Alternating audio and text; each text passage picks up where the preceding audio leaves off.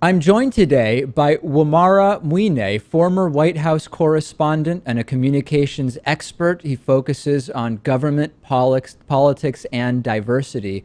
It's so great to talk to you. I'm interested in just sort of first getting your general sense of when we talk about the Black Lives Matter movement. Give me your sense of the movement as you understand it, and then maybe contrast that, if you think there is a contrast, with how the movement is portrayed in corporate media. Well, I think first this began not as much the movement, but these shootings began with the death of Trayvon Martin in Florida, and I think after that case and the verdict in the Zimmerman trial, there began this movement, the Black Lives Movement, where you have individuals who are concerned about the shooting of African American men, primarily, where video cameras were used, and it appeared that there were alternative methods in terms of confronting these quote-unquote suspects.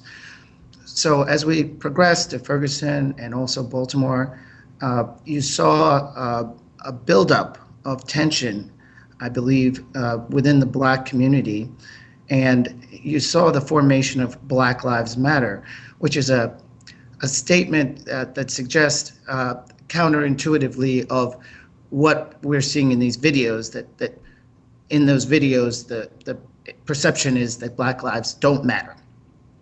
So I think after time has gone by, this movement has picked up. But as you saw with Dallas, you saw the shooting in Dallas, and I think that really was a turning point. And that's when people started assuming that because the shooting happened during a Black Lives Matter protest, that they were directly involved. And that gave sort of a black eye to the Black Lives Matter movement. One of the things I've been looking at recently is, for any movement, I want to sort of explore what are the underlying facts that either support fully or partially or not the sort of objectives of the movement.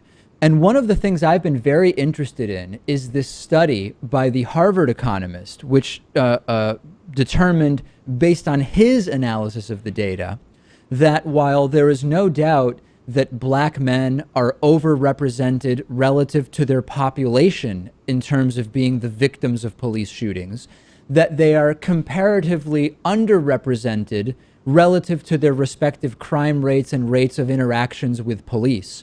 I've not really heard anything from individuals associated with Black Lives Matter sort of specifically addressing that study.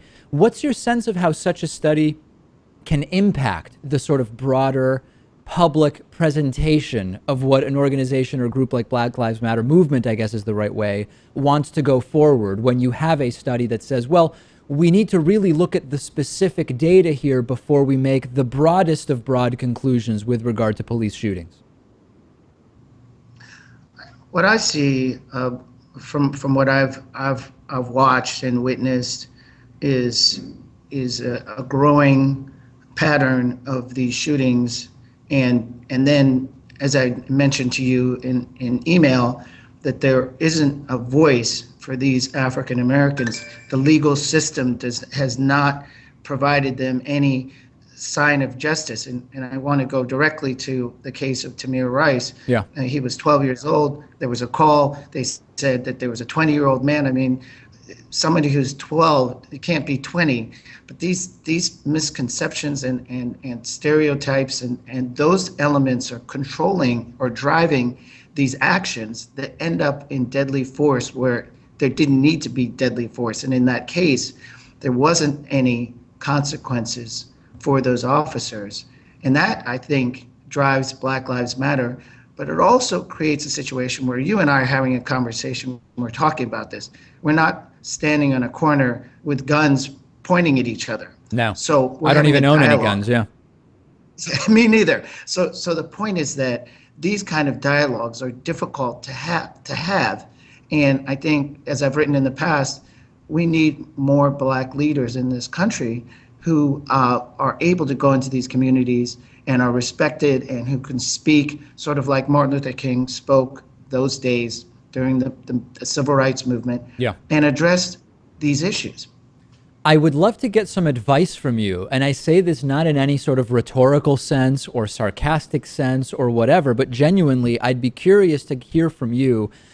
I've been very clear that the broader goals of what I understand to be the Black Lives Matter movement, right? Dealing with issues of disparities in policing based on race, dealing with issues of disparities in prosecution based on race, and including in that, I include also ethnicity as well as class.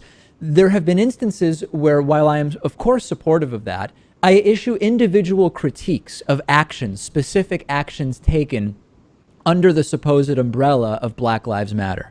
And although I feel that I am being 90 to 95% sort of positive with a 5 to 10% critique of a specific tactic or whatever, I've been called everything up to and including a white supremacist for having the audacity to issue any critique of the movement. Is there any way you could advise me where I could make critiques that I feel are fair and based in fact, while not being branded as a sort of enemy of the movement? Because I would like to be able to find that way. All right. Well, first, Dave, this is a highly emotional subject. Even as I prepared to talk with you, I'm thinking about the language that I'm going to use.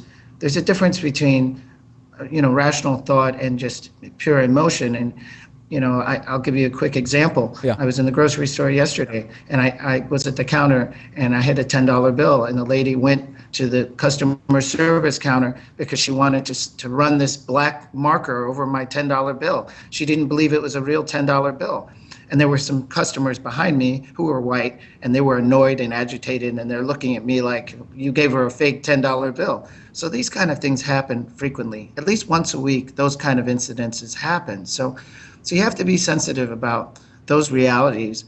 But I also think that there's a practical approach to this. I mean, I spoke to the DOJ about policing, doing a training program that would be a certificate program for police, and that would, give them some other tactics besides using deadly force. So that is a practical approach. That's something that within the COPS program, Community Officers Policing Services, that's something that they could actually do that would solve some of these issues. It's a solution versus a critique. Yeah, I think I understand what you're saying. I'd be interested in how that applies sort of to the from the journalistic critiques of Black Lives Matter that may exist. That's certainly, I understand the analogy in terms of addressing some of the police-centered issues. But what about even in speaking about Black Lives Matter? Because what I'm sometimes left feeling after I speak to individuals who are critical of my coverage, which again is 90 to 95% positive, I'm left feeling like I am not allowed to issue any critique at all, sometimes because I'm not Black, which seems to me like the type of identity politics that can be very damaging to movements in many cases. Yeah, and I think, again, we're able to have a conversation and discuss these things. That's a big step. It's demonstrating your capacity to have a dialogue with somebody of an African-American background. I mean, not that it's such a huge deal, but it is important. When I covered the White House for 2.5 years, and I wrote this piece in LinkedIn in December, the Hill newspaper refused to publish it. Joel Cabot over there said, the legal department won't approve this. But it wasn't such a controversial piece, but it was a very frank, direct piece about some of the experiences that I had, at the White House over 2.5 years. African-American reporters, we weren't on the shows in CNN and MSNBC because we didn't get the visibility. It created a situation where eventually we were no longer there because of funding and scheduling and other things. So I think when those communities, when we're not allowed to have a voice in that kind of forum where we have a quote unquote African-American president, then it creates a void. So the guy who was in Texas, Mackay Johnson, he gets his gun and he looks around and he says, nobody's talking on TV about this. Nobody's representing us. I'm going to go out with a gun and I'm going to shoot all these people. It's just crazy, but that's what happens. And I think we have to be sensitive. And right now, I think for the country, these shootings are out of control now. But Wamara, to be clear, are no you telling saying, what will I want to make, this is super important, I want to make super clear I understand this. Are you saying that the Micah Xavier Johnson shooting in Texas, while it was horrific, you understand why it happened as a result of what specifically? You're saying lack of diversity in media, or I want to really make sure we all understand sort of what path you're creating for us point here. I'm saying that there's a correlation between the representation on those talk shows, the talk shows in particular, not just reporting, Joe reporter at the White House saying, oh, I'm here with the president, but the talk shows where these issues are discussed broadly. When you look at a lot of those talk shows and even those early years of the Obama administration, we were non-existent. So that's a problem because it takes a group of people out of the discussion that should be in the discussion. So there were roundtable discussions about President Obama and how it felt for him to be the first African-American president, but we weren't there. We weren't in the room. We weren't allowed to go on those programs. And that kind of suppression of voices is not good. It doesn't, I'm not suggesting that it's the only reason the Johnson shooting happened, but I do think it plays a factor. And I think that's why it's important for Meet the Press, and that's why I was critical of Chuck Todd in particular, because I felt that he had been there at the White House and he basically ignored all of us, black reporters. So to some for 2 extent, years. you're saying lack of racial diversity in talk shows is connected to shootings like the one we saw in Texas. Precisely. Wow. Okay. Well, Yeah. a lot of food for thought for the audience. Certainly, I'm curious as to whether that's an idea that will resonate or surprise or engage, or I'm sure we will get feedback from a number of people in our audience. We've been speaking with Wamara Mwine, a former White House correspondent and communications expert. I really appreciate you talking to me today. Oh, you're welcome, Dave. My pleasure.